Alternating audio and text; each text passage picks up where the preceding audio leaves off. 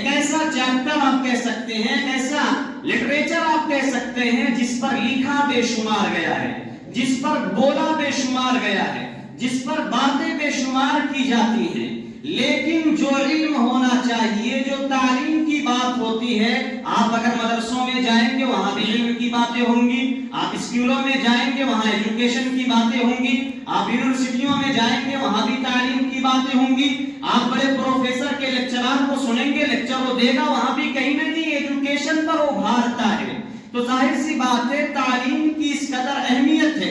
قرآن کریم کا مطالعہ کریں گے تو قرآن کریم نے بیشتر مقامات پر تعلیم کو بیان کیا ہے۔ قرآن نے کہیں سمجھانے کے انداز میں کہا قُلْ هَلْ يَسْتَوِي الَّذِينَ يَعْلَمُونَ وَالَّذِينَ لَا يَعْلَمُونَ، کیا وہ لوگ برابر ہو سکتے ہیں جو اہل علم ہیں، جو جانکار ہیں، جو ایجوکیشن والے ہیں، یا وہ لوگ جو ناخواندہ ہیں، جاہل ہیں؟ ظاہر سی بات آپ کہیں گے برابر نہیں ہو سکتے۔ اسی طریقے سے قرآن نے کہا يَرْفَعِ اللَّهُ الَّذِينَ آمَنُوا مِنْكُمْ وَالَّذِينَ أُوتُوا الْعِلْمَ دَرَجَاتٍ وَاللَّهُ بِمَا تَعْمَلُونَ خَبِيرٌ۔ اللہ تبارک و تعالیٰ ان کے مرتبے کو بلند کرتا ہے جو تم میں سے ایمان والے ہیں۔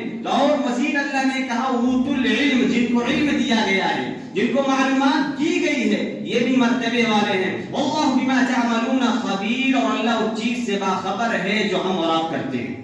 آج صورت میں عرض کر رہا ہوں کہ تعلیم کی بات کی جاتی ہے، تعلیم ہر میدان میں تعلیم کی بات کی جاتی ہے، لیکن اب ہمیں جائزہ لینا ہے اپنے معاشرے کا، ہمیں جائزہ لینا ہے اپنے سماج کا، ہمیں جائزہ لینا ہے اپنے گاؤں کا، اپنی سوسائٹی کا، کہ ہم نے اس پر کس قدر محنت کی ہے، ہم نے اس میدان میں کس قدر اپنے آپ کا خون پسینہ ایک کیا ہے، یا اس کے لیے ہم نے لوگوں کو کس قدر ابھارا ہے، اس پر ہماری کیا ذمہ داریاں ہیں۔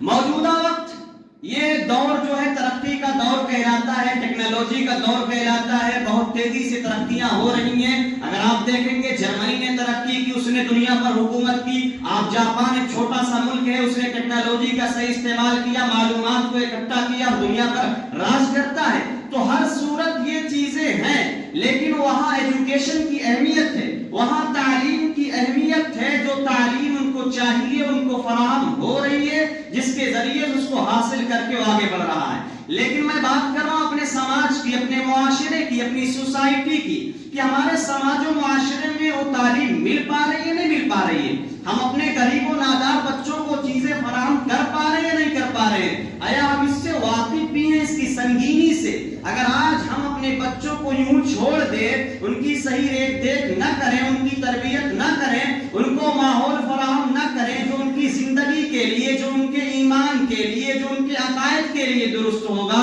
تو آگے چل کر اس کے خطرات ہمارے سامنے آ رہے ہیں۔ آپ سوشل میڈیا پر دیکھتے ہوں گے، فیس بک پر آپ کی نگاہیں ہوتی ہوں گی، واٹس ایپ کی خبروں کو آپ فارورڈ بھی کرتے ہوں گے، اخبارات کو آپ پڑھتے بھی ہوں گے۔ آخرکار جو نتائج ہمارے سامنے آ رہے ہیں، اس کی وجہ کیا ہے؟ ان پر ہمیں غور کرنا ہے۔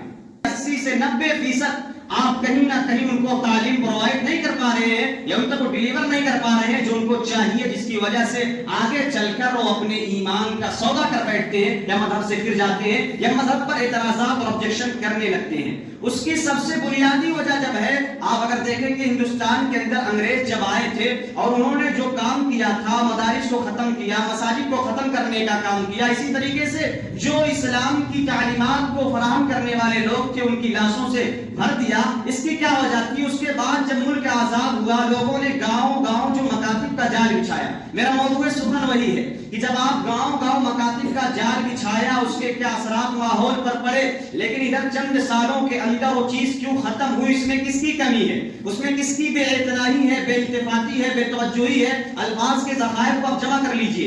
کیا ضرورت تھی؟ ہم نے اس چیز کو چھوڑا، پھر ہم نے اس چیز کو چھوڑنے کے بعد ہمارے گاؤں میں، ہمارے گھروں میں کیا اس کے اثرات منتقل ہو رہے ہیں؟ اس پر ہمیں غور کرنے کی ضرورت ہے، اسے ہمیں سمجھنے کی ضرورت ہے۔ اس لیے کہا گیا ہے العلم فی الصغر کالنقش علی الحجر، کہ جو آپ بچپن میں سکھاتے ہیں، جو آپ بچپن میں بچے کو بتاتے ہیں، پتھر پر لکیر کی مانند ہو جاتا ہے۔ قرآن کریم میں اللہ تبارک و تعالیٰ نے یہ آیت جو نازل فرمائی ہے، یا ایھا الذین آمنوا قوا انفسکم واہلیکم نارا، اس سے مناسب یہ نہیں ہے. یہاں حضرت علی کی تفسیر سے یہ بھی روایت ملتی ہے کہ یہاں علم کو سکھانے کی بات کی گئی ہے، وہ علم جس سے بچہ اپنے اسلام کے بارے میں جان سکے، اپنے اللہ کے بارے میں جان سکے، اپنے رسول کے بارے میں جان سکے، وہ فرائض، واجبات اور اصول اور جو اس کی زندگی کے لیے ضروری ہے ان چیزوں سے واقف ہو سکے، اس کی زیادہ ضرورت ہے. لیکن موجودہ معاشرے میں اس چیز پر میں سمجھتا ہوں کہ توجہ دی جاتی ہے تو کم طریقے سے دی جاتی ہے.